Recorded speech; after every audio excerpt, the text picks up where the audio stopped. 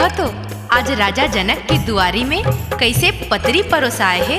हाउ भगवान राम जेवन करे बर जावत है। सखियां ओला कैसे देवगारी देवत है, ओला मैं आप मन ला गा के सुनावत हूँ।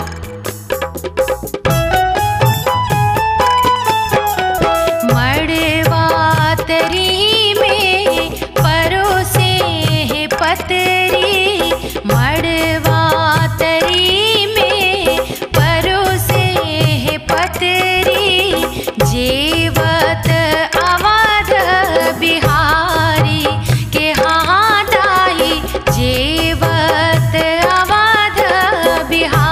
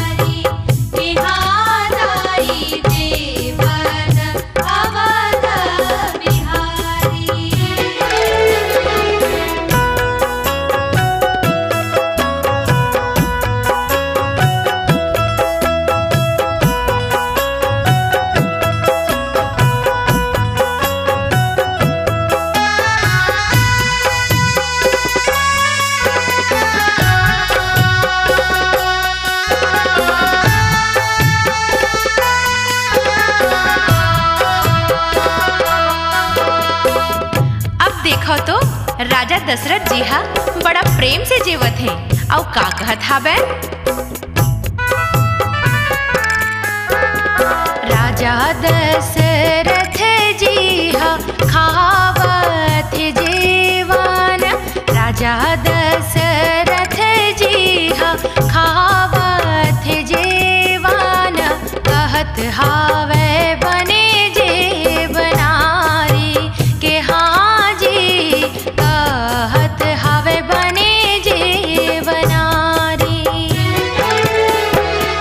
मड़वा तरी में परोसे है पतरी, जेवत अवध बिहारी के हाथ आई, जेवत अवध बिहारी।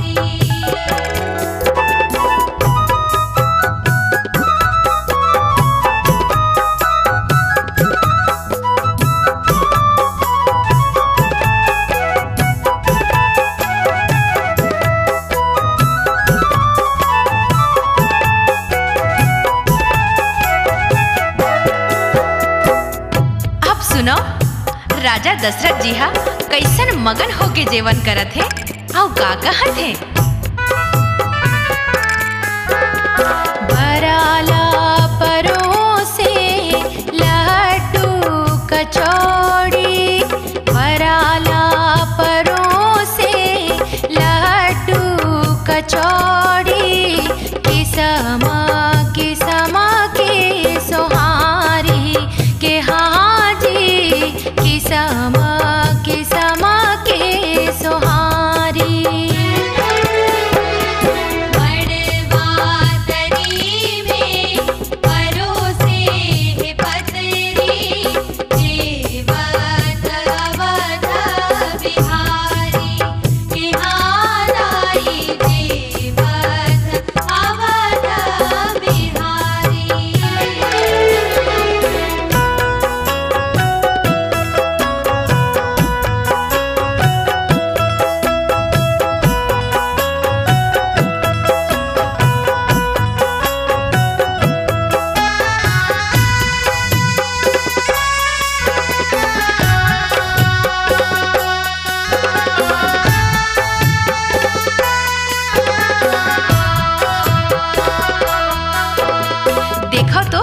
राजा दशरथ जी ला जब भात परोसथे त राजा दशरथ जी कहथे कतेक सुघर फूल असन भात हर दिखत हे।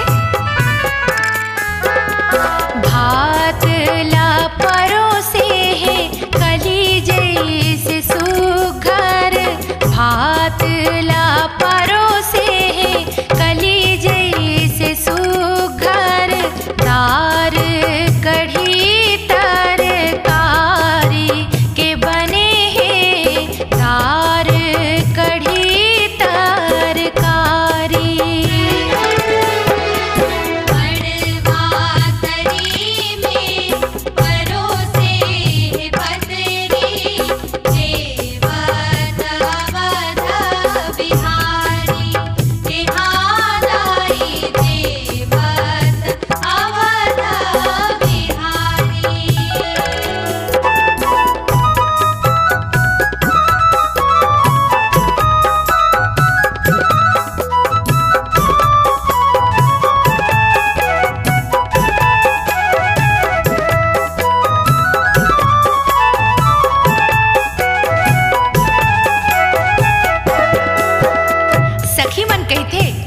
हमर बनाए जेवन ला अवध बिहारी मन खावत हैं और हमन ला कैसन कृतार्थ करत हैं।